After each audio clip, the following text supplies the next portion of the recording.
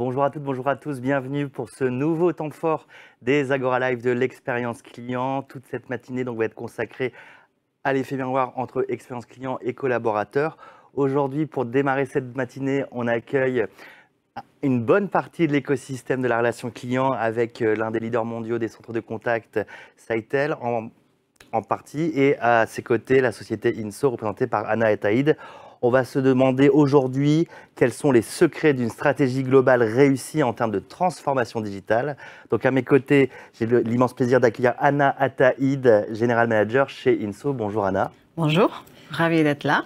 Pareillement, de même, et à vos côtés, nous recevons Aurélie Benoît-Gonin, directrice transformation et expérience client chez Sitel France. Bonjour Aurélie. Bonjour Geoffroy.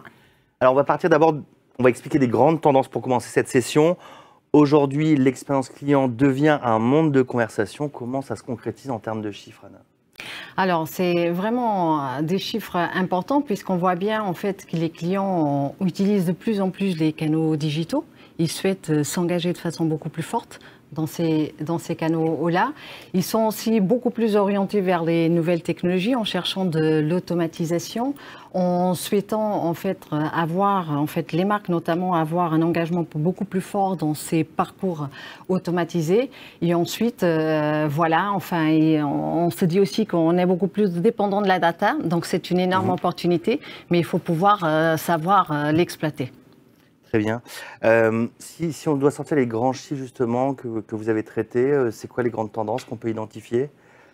Alors, les grands chiffres, en fait, ce qui est important à remarquer, notamment sur cette dernière année de la pandémie, c'est le changement en fait majeur du comportement des consommateurs. Hein, donc, forcément, avec les contraintes du physique beaucoup moins présents, et la nécessité en fait pour l'ensemble des entreprises de basculer de façon beaucoup plus forte sur les canaux digitaux. Et c'est quelque chose qu'on va plus revenir en arrière.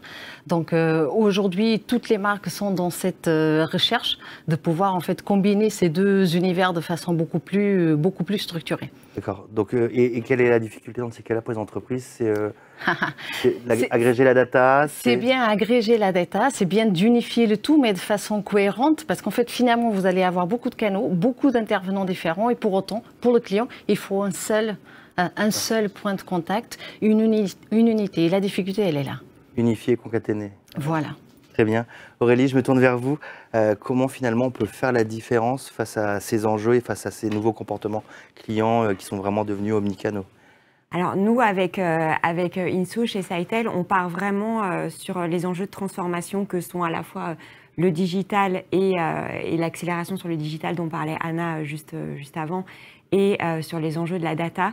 On part sur un axe de développement très pragmatique autour de notre cœur de métier que sont les centres de contact et les 80 000 conseillers qu'on a par le monde, en se disant comment est-ce qu'on peut aider nos clients sur l'ensemble de leurs problématiques de transformation à trouver concrètement des leviers de transformation pour que la transformation ne soit pas quelque chose de très abstrait, mais s'ancre concrètement dans la réalité de nos clients et de leurs clients à eux. D'accord, donc c'est cultiver une approche très opérationnelle. Très opérationnelle, très pragmatique. Vraiment, tout part de nos opérations. Nos 80 000 conseillers sont une sorte de laboratoire dans lequel on va pouvoir en fait trouver et tirer des solutions qu'on va proposer à nos clients en adossant notre approche à la solution Inso qui va pouvoir nous permettre de traiter l'ensemble des conversations des conseillers avec les clients sur l'ensemble des canaux digitaux ou non. D'accord, c'est très clair. Anna, finalement, la transfo digitale, c'est une boîte de Pandore qu'ont ouvert les entreprises depuis un moment, qui a donné encore plus de chantiers ces derniers temps avec l'accélération de nombreux chantiers digitaux. Quelles conditions finalement de succès ? Alors, ce qui est assez intéressant qu'on observe avec l'ensemble de nos clients, c'est qu'il a quelques conditions qui sont un peu des impératifs. Donc, le premier, c'est vraiment cette notion du référentiel client et de la maîtrise en fait des données clients. Les entreprises qui s'engagent dans cette maîtrise de ces données clients, pas uniquement, il a le sujet de la protection de la donnée, bien entendu, mais également son unification et sa vision globale. Donc ça, c'est quelque chose qui est fondamental et qui, quelque part, doit rester vraiment dans les mains et dans le contrôle des entreprises. Le deuxième point, c'est le soutien du leadership. En fait, une transformation digitale ne se fait pas si le management n'est pas vraiment engagé et si par ailleurs le management n'est pas à l'écoute du terrain. Le terrain, finalement, il connaît extrêmement bien les clients. Il peut faire remonter les bons insights, mais il faut en savoir vraiment être à l'écoute. Troisième donnée, la capacité vraiment à collecter et à maîtriser la data, et Aurélie va le détailler. C'est vraiment quelque chose de très important. Le service client, c'est une richesse infinie de données. Il faut savoir les sortir. Et puis, bien entendu, à la fin, les insights clients et pouvoir les exploiter dans l'ensemble du parcours. Très bien. Par où on commence concrètement quand on est une entreprise? Est-ce qu'on commence par la compliance? Est-ce que par rapport au RGPD? Est-ce qu'on commence d'abord par unifier la data? On mène tout de front? Alors, en fait, on commence par mettre tout le monde autour de la table. Et c'est une des grandes difficultés aujourd'hui. C'est de comprendre que pour pouvoir porter cette transformation digitale, il faut que vous soyez en mesure de rejoindre l'univers des opérations, le management qui a une vision business et ensuite le technique. Et ces trois unités, souvent, travaillent un peu de façon dissociée. Il faut les mettre autour de la table, il faut pouvoir les faire travailler ensemble. Et c'est quand on arrive à faire ça qu'après, selon les contraintes de chacune entreprise, selon par où il faut démarrer, on va établir le meilleur plan d'action. D'accord, et c'est là où on va aller piocher les insights clients. Et c'est là où on va piocher les insights clients, c'est là où, si possible, on part du terrain. Parce que quand on part du terrain, on fait des choses qui vont être beaucoup plus efficaces et rapidement que de partir un peu sur une vision un peu théorique de ce que serait la transformation digitale, qui finalement va être beaucoup plus difficile à opérationnaliser, parce qu'il faut comprendre qu'il faut porter le changement. Et le changement, il faut qu'il soit vraiment dans les opérations. D'accord, dans les opérations, justement, on va sur le côté un peu plus management de projet. Quels sont les leviers de la transformation, Aurélie, sur ce sujet? Alors, sur ce sujet de transformation, un des gros leviers sur la data dont parlait Anna, encore une fois, on est parti sur un axe très pragmatique en disant sur ce sujet en particulier, qu'est-ce qu'on peut apporter comme valeur à nos clients. Et en fait, dans nos centres de contact, par l'ensemble des conversations qu'on crée, qu'on génère avec les clients, on a une data inestimable on s'est demandé comment est-ce qu'on peut la mettre au service des marques et au service de notre excellence opérationnelle. Et on a développé une offre qui s'appelle Sitel Insight, qui est une offre de Speech Analytics, qui va nous permettre en fait de créer en fait de développer des use cases autour de la data au service de l'excellence opérationnelle et de l'expérience client. Alors cette offre, en fait, elle consiste en quoi? Elle consiste à partir d'une solution de Speech Analytics SaaS, qui, par de l'intelligence artificielle, va permettre de traiter l'ensemble des conversations, à adosser au savoir-faire des équipes terrain de Sitel Insight qui maîtrisent complètement la conversation avec les clients, pour pouvoir, en amont, paramétrer le moteur d'intelligence artificielle et en aval, en fait, après le traitement par l'intelligence artificielle de la donnée, une fois que le moteur est bien entraîné, tirer de cette data des insights pour le client. Un des cas, un use case en fait très simple pour être un peu plus concret, ça va être autour par exemple de, quand on parlait d'expérience client, comment est-ce qu'on peut réduire par exemple les irritants clients. Donc on va pouvoir identifier des marqueurs dans chacune des conversations, alors conversations par voix ou sur des canaux digitaux, identifier ces marqueurs, pouvoir ensuite analyser 100% des conversations que les conseillers vont avoir avec les clients et corréler ensuite cette donnée sur les irritants avec d'autres données que sont par exemple les motifs d'appel, ce qui va permettre d'identifier des pain points dont les marques n'auraient pas forcément conscience pour pouvoir ensuite résoudre le problème et optimiser l'expérience client. Donc ça, c'est un vrai usage en fait de comment est-ce qu'on peut, en tant que centre de contact, dégager des insights pour nos clients. D'accord. Par rapport au côté Speech Analytics, comment sait-on que ça va s'adapter naturellement en fait à la spécificité à la stratégie de l'entreprise? Alors nous, quand on travaille sur les problématiques de Speech Analytics, on essaye de savoir pourquoi nos clients veulent se doter de cette solution. Plutôt que de se dire on veut une solution de Speech Analytics, on va faire des ateliers de co-création avec eux en disant quel est le problème que vous voulez résoudre par une solution de Speech Analytics. Est-ce que ça va être, il y a beaucoup de sujets en ce moment autour des irritants clients, mais ça peut être autour de l'excellence opérationnelle parce qu'on a une durée de traitement par exemple un peu longue sur une certaine typologie d'appel. Et ensuite, on va orienter les travaux des équipes de Sitel Insight pour paramétrer le moteur d'intelligence artificielle et en tirer la data vers laquelle en fait le client veut intéressés. Et c'est très important parce qu'en fait, si on ne fait pas ces ateliers de co-création, on se retrouve avec une somme de data qu'on n'arrivera pas à exploiter derrière. L'outil s'enrichit comment, finalement, pour vraiment coller aux évolutions aussi des projets, l'évolution des demandes clients ça se passe comment? Alors, en fait, on va avoir, c'est vraiment la conjugaison de l'intelligence artificielle avec l'intelligence humaine. Et on va progressivement, il y a un aspect d'entraînement où on va sans cesse, par exemple, s'il y a une modification d'une grille de qualité d'un client ou la volonté d'ajouter des fils en se disant, moi, je ne veux pas traiter uniquement une file, par exemple, sur la facturation, mais aussi une file sur la gestion des contentieux. On va pouvoir ajuster au fur et à mesure et paramétrer et enrichir la solution. Donc, c'est vraiment, on part d'une problématique, mais on enrichit en continu la solution. Très bien, de l'amélioration continue voilà, de l'outil. Mais qui dit nouveau outil, dit aussi nouveau mode de management, finalement. Comment on fait accepter ce changement comment on met en place la culture du change par rapport à ce type de projet?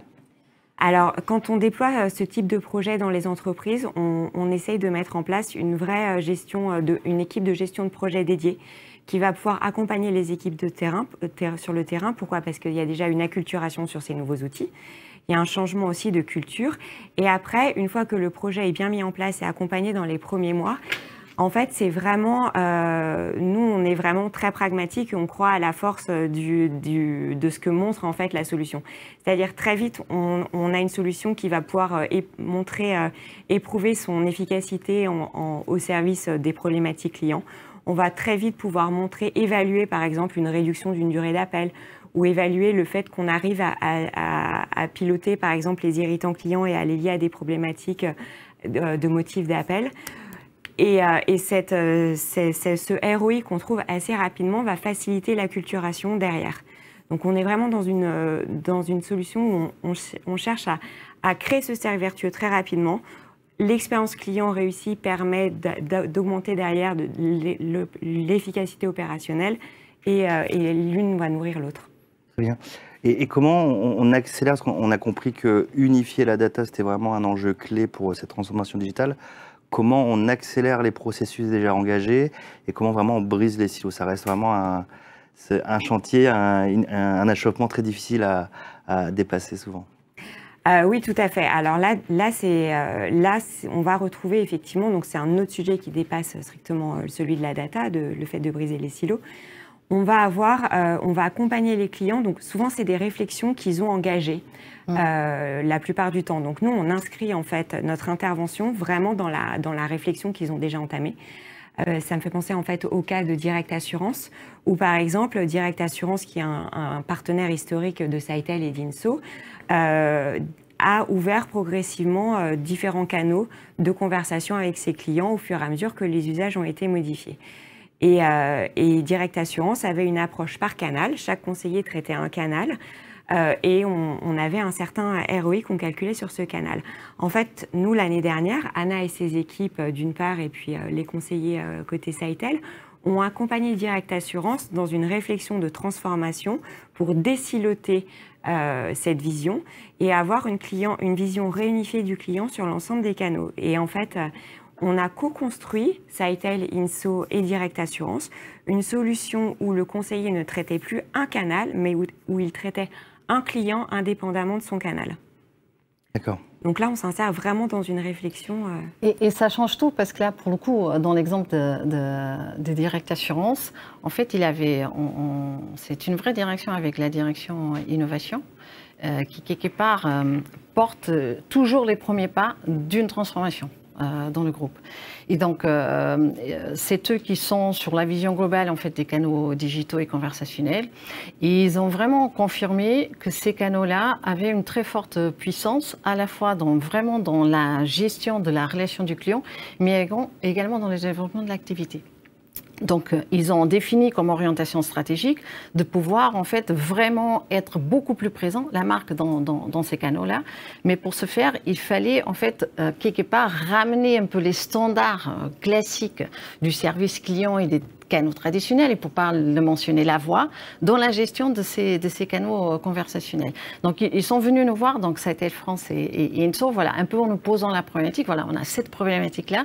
Comment est-ce qu'on peut aller dans cette direction-là, unifier l'ensemble des canaux, intégrer vraiment des standards qui sont le contrôle de l'ADMT, le contrôle du SLA, la distribution par compétences, par typologie de contact, pouvoir, selon le niveau en fait, de formation des conseillers, leur niveau d'expertise, leur donner accès qu'à un canal, à du multicanal, etc. Et en fait, dans cette direction-là, donner les moyens à la marque, en fait, de vraiment être beaucoup plus présente sur ces canaux-là. C'est ce qu'on a réussi. Donc, ça a été un travail de co-construction, comme Aurélie l'a dit, et c'est vraiment ce qu'on a réussi, puisqu'aujourd'hui, avec la solution qu'on a mis en place, donc Inso Engage, on leur donnait les moyens en fait de multiplier par 2 leur capacité de traitement en unifiant l'ensemble vraiment des canaux. On a vraiment permis également de réduire les délais de SLA, voilà, de façon presque divisée par 4, hein, donc presque pas 4, et vraiment de faire en sorte par ailleurs en fait de créer une relation en fait de préférence avec les clients, puisque maintenant c'est le même conseiller, presque 80%, 90%, c'est toujours le même conseiller qui va garder la main de la conversation avec les clients. Mais ce qui est très important, quel que soit le canal. Quel que soit le canal. Et ça, c'est très important. Et dans la durée également, c'est-à-dire dans la durée également. Mettons sur un an, il y aura plusieurs demandes clients, ce sera le même conseiller. Dans la durée également. Bien entendu, avec toute la capacité, si le conseiller n'est plus là, s'il est en congé, de toujours rebondir. Donc, il faut que l'outil soit pensé de façon intelligente pour donner de l'agilité à l'entreprise. Mais vraiment dans cette volonté qu'on retrouve de plus en plus dans les entreprises, en fait, créer cette relation de proximité et de service premium toujours avec les clients. Donc ça, c'est un exemple concret avec Direct Assurance. J'en ai autre un peu différent parce qu'on parlait tout à l'heure de la problématique de changement, si je peux me permettre. Allez-y. Donc avec Opel Vauxhall Finance, là, c'est un petit peu différent. Donc Direct Assurance, on était vraiment un peu plus dans les nouveaux canaux, le digital, l'innovation. Opel Vauxhall Finance, là, on est dans les retail, les opérations. Pour rappel, Opel Vauxhall Finance. Donc c'est la partie financement, en fait, la banque. Crédit, LLD, crédit, un peu, oui. Voilà, d'Opel. Et en fait, ici, c'est une activité déjà extrêmement réglementée. Donc avec beaucoup de contraintes, fortement complexes, gérées de façon différente dans chacun des pays. Et en fait, avec des équipes, notamment des équipes Sitel, mais pas uniquement, d'autres partenaires aussi, très expertes, mais une activité un peu traditionnelle, à l'ancienne. Un besoin, en fait, de modifier, de transformer cette globalité et donc de transformer pas uniquement les opérations, mais de transformer aussi les clients, quelque part. D'inviter et de faire venir les clients de plus en plus dans l'univers digital. Donc là aussi, en fait, Opel est venu nous voir et dit, voilà, moi j'ai cette plan stratégique à 3 ans, à 5 ans, c'est vers ça qu'on veut aller, comment est-ce qu'on peut le faire? Et donc là, pour le coup, on a plutôt travaillé sur la notion de la vision client 360. Donc les conseillers étaient extrêmement silotés. Ils avaient un outil qui ont toujours, voilà, un outil back-office, métier, où il a l'ensemble des informations du client, du contrat, du véhicule, mais qui était très difficile à exploiter pour des gens qui sont au téléphone en même temps que les clients ou en chat, etc. Donc avec Inso, ce qu'on a fait, c'est qu'on a en fait consolidé cette vision client, donc pour l'unifier complètement et pour donner ensuite les moyens vraiment aux conseillers de se retrouver avec l'ensemble du contexte du client, encore une fois, du contrat, du véhicule, mais également de l'ensemble des conversations, et de ce fait, en fait, lui donner vraiment les moyens d'être beaucoup plus efficace dans la conversation, de traiter de façon beaucoup plus efficace toutes les demandes du client. Et là, pareil, enfin, on va se retrouver sur des impacts extrêmement concrets dans la réduction du nombre d'appels, dans la réduction de l'ADMT et dans l'augmentation également des interactions chat, mais avec un peu un nerf de la guerre qui était vraiment d'un management extrêmement impliqué durant tout le processus, très à l'écoute du terrain, ne souhaitant perdre personne sur le chemin parce que tous ont énormément d'expertise, mais devons les amener, voilà, vers ce changement d'organisation. Alors, quand vous parlez de conseillers, c'est des conseillers qui sont en concession ou à distance? En fait, c'est les conseillers qui sont à distance des différents partenaires, mais également les équipes internes, puisqu'il faut pouvoir en plus escalader entre ces conseillers, qu'on va dire, des centres de contact, mais aussi les experts internes. Donc, c'est vraiment un changement global d'organisation qui doit s'opérer. Et en plus, avec une volonté un peu de... Alors, ce n'est pas de l'homogénéisation, mais un petit peu de mettre en place les mêmes référentiels sur l'ensemble des marchés, que ce soit l'Allemagne, la France, l'Espagne, etc. Et en termes de périmètre, vous avez commencé comment au tout départ Alors, en termes de périmètre, c'est assez marrant parce que voilà, on vient avec Opel Vauxhall Finance Allemagne, qui vient nous présenter cette problématique-là. Et très vite, en fait, le projet prend une dimension vraiment européenne, groupe, donc porté en centrale, mais rattaché avec chaque directeur des opérations retail dans chacun des pays, et ensuite avec les différents partenaires. Donc là, pour le coup, pas uniquement Sitel, mais également d'autres. Et c'est là où je reviens sur la nécessité de mettre tout le monde autour de la table, ce qui est loin d'être simple et pourtant fondamental, de pouvoir joindre voilà, vraiment les équipes techniques, les équipes opérationnelles et les business, et d'être dans le partage avec les partenaires et avec Sitel en particulier de qu'est-ce qu'on veut.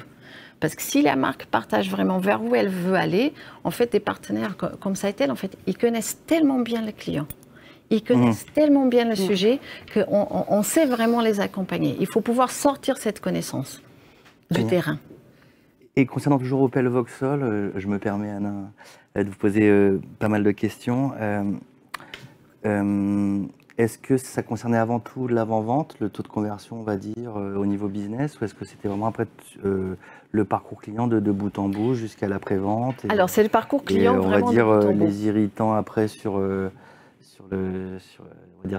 la relation client. Tout à fait. C'est bien le parcours client de bout en bout. Il a également la partie vente, mais c'est vraiment le parcours client de bout en bout avec, encore une fois, je rappelle, voilà, une activité extrêmement réglementée avec des règles qui doivent être respectées, des courriers qui doivent partir à un certain moment, des informations qui doivent être données à un certain moment. Si elles ne sont pas faites, on peut avoir voilà, des pénalités dans les différents marchés. Donc forcément, des irritants parfois un peu importants côté client.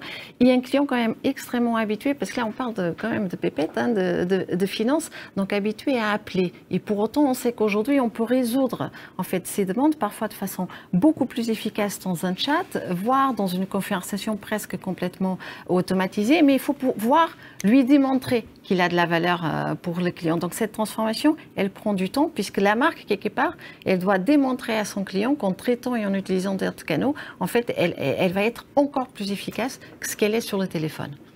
Très bien, c'est très clair. Je crois que vous aviez aussi un autre cas à nous présenter. Alors, attendez, qui concerne davantage l'automatisation et l'optimisation des process. Alors, ce cas est extrêmement intéressant avec Sogetrel et en fait Thibaut Constant qui est venu nous voir, en fait, nous voir Inso et nous voir Sitel, en se disant, voilà, moi j'ai vraiment un objectif de transformation digitale, j'ai une activité en fait. Sogetrel travaille par des donneurs d'ordre tels qu'Orange en fait, dans le déploiement de la fibre en France, enjeu majeur aujourd'hui national. Sogetrel, pour ceux qui ne connaissent pas. Donc c'est une activité, vraiment c'est un industriel voilà, qui fait notamment du déploiement de la fibre enfin et d'autres activités. Et en fait, voilà, une activité quand même très industrielle, très classique, avec l'intervention de techniciens à domicile dans les entreprises, et une nécessité en fait de la transformer de façon importante pour pouvoir accélérer, parce qu'en fait, encore une fois, il a un enjeu national d'avoir la fibre déployée de partout en France. Donc il est venu nous voir, en gros, il a 2 ans, nous disant, voilà, moi je souhaite vraiment, il a un potentiel énorme de transformation, je sais que Sitel sait nous accompagner avec son agilité dans les centres de contact, Kinso saura le faire avec son outil, on se lance. Et puis il y a le Covid un peu qui arrive, la pandémie, et tout d'un coup, enfin, il faut accélérer le truc de façon très importante. Parce que déjà au départ on ne peut pas aller chez les clients, enfin, il faut annuler tous les rendez-vous, et puis il faut les gérer autrement. Donc nous on a commencé par mettre en place donc, les SMS tout simplement en masse, notification pour informer les clients qu'on a annulé l'intégralité des rendez-vous en mars. Ensuite, on a mis en place les SMS conversationnels qu'on a repris pour leur demander est-ce qu'on peut venir chez vous et est-ce qu'on peut venir chez vous, est-ce que vous êtes en condition de nous recevoir. Finalement, la marque a pris la décision de maintenir le dispositif après, il a été réutile là en avril, mais à l'ouverture, au déconfinement, parce qu'on s'est rendu compte en fait que si on envoyait toujours un SMS conversationnel à J-1, donc avant la date de rendez-vous, on pouvait rechecker si le client était vraiment disponible, et pour tous ceux qui ne l'étaient pas, en fait, on pouvait reporter, réorganiser, replanifier l'activité des techniciens avec des bénéfices très importants, parce que vous imaginez le coût de déplacer plein de techniciens qui ne retrouvent pas les clients. Et ensuite, ce qu'on voulait et ce que Thibaut voulait depuis le départ, c'était vraiment d'automatiser l'ensemble des parcours. Il a une activité qui était totalement au niveau du téléphone, ou en fait avec des appels certains pour pouvoir faire un peu vérifier tous les prérequis avant de pouvoir se déplacer chez les clients. Cette activité a été totalement automatisée avec un système, en fait, un portail self-service ou avec une cinématique dynamique. L'objectif, c'était les DMT L'objectif, en fait, c'était carrément d'automatiser 90% de l'activité. Et c'est ce qu'on a réussi à faire. Gros objectif d'automatisation. Gros objectif vraiment d'économie, en fait, et surtout pour remettre les conseillers à faire d'autres choses à valeur ajoutée, notamment sur la qualité et sur la satisfaction. Et en fait, nous, ce qu'on a fait, c'est qu'on a vraiment passé une activité d'appel sortant à une activité pure self-service, où on a réussi, imaginez, un conseiller peut rejoindre 8 clients dans 1 heure par appel. Maintenant, au début de la journée, on sollicite les 1500 clients par SMS. Il y a 400 qui répondent en moins d'1 heure. 400 qui répondent en moins d'1 heure, et que dans ces 400, on a plus de 50% en fait qui ont clôturé leur questionnaire. Donc, vous n'avez plus rien à faire sur le plan. Il n'y a plus de conseiller qui est sollicité. Et là, il a des bénéfices extrêmement importants. On a divisé par 10 le coût de l'activité. On a accru de façon extrêmement importante la jouabilité forcément des clients. Donc à même ressources équivalentes. À ressources équivalentes, en fait. Et forcément, là, pour le coup, on a eu des impacts dans la diminution. Oui, bien évidemment. Des diminutions des ressources très significatifs. Et on a surtout, très important, sécurisé complètement l'activité de planification de ces techniciens. Il a 3000 techniciens sur le terrain. Sur le terrain, oui. Donc il faut pouvoir les gérer, et tout gain de rendez-vous qui est fait, bien planifié, et que tout déplacement qui est rentabilisé, vous imaginez bien, on accroît la qualité de l'activité de façon extrêmement importante. Très bien. Comment vous avez fait pour coordonner justement, si je comprends bien, à la fois les conseillers de chez Sitel, les conseillers Sogetrel et les techniciens Sogetrel? Alors, on revient au nerf de la guerre quand même, qui est la marque. Donc, c'est extrêmement important que l'entreprise qui veut vraiment porter son projet de transformation, elle soit engagée dans le programme. Si elle s'attend que le partenaire tout seul le fasse, que la technologie toute seule le fasse, ou que ses équipes opérationnelles toutes seules le fassent, c'est extrêmement difficile.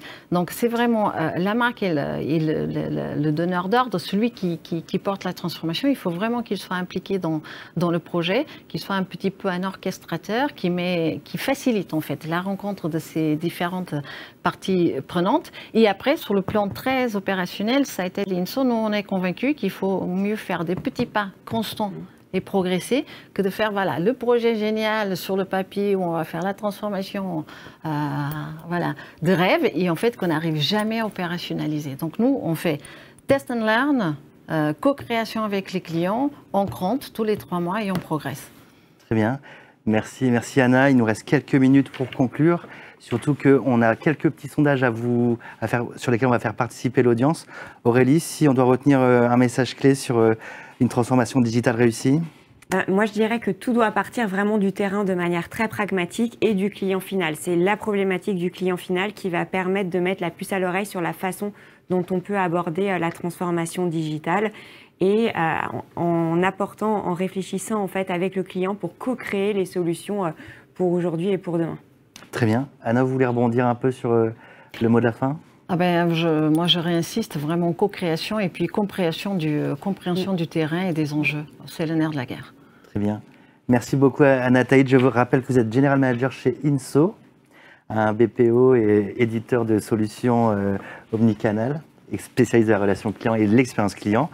Et merci Aurélie Benoît-Gonin. Je rappelle que vous êtes directrice transformation et expérience client chez Sitel France, un des leaders mondiaux de l'outsourcing.